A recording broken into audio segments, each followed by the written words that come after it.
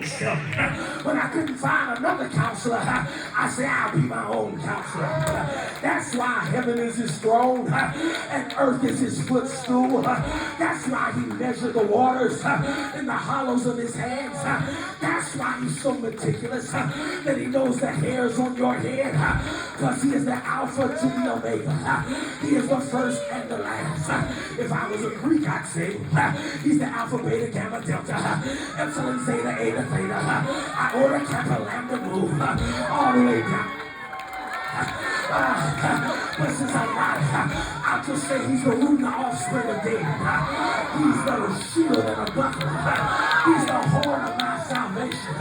He's the King of kings and Lord of lords.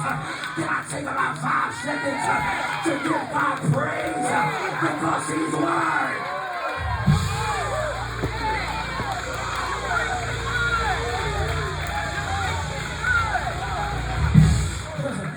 Thirdly, the argument of potentiality and necessity.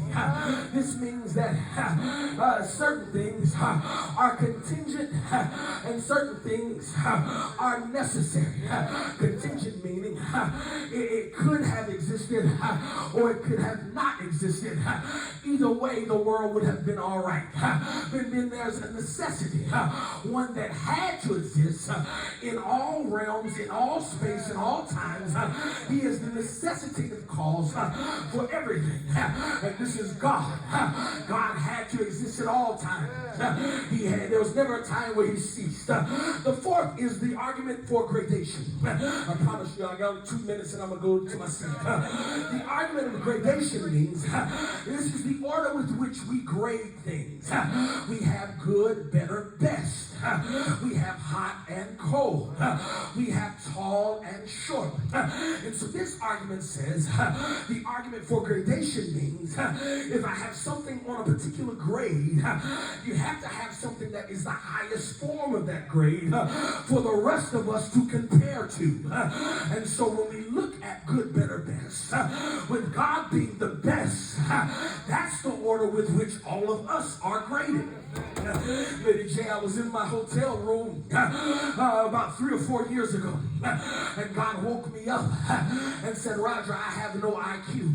I said, what are you talking about, God? I got on my knees, I prayed, didn't hear nothing. I flipped through my scriptures, I didn't get nothing. I said, God, what do you mean? I have no IQ. I begin to think. I begin to look throughout my philosophy books and my psychology books. I said, what is IQ? Well, IQ is what we call the intelligent quotient.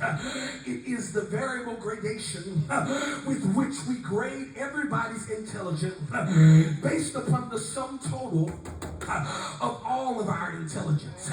In other words, I'm looking at you in comparison to everybody else.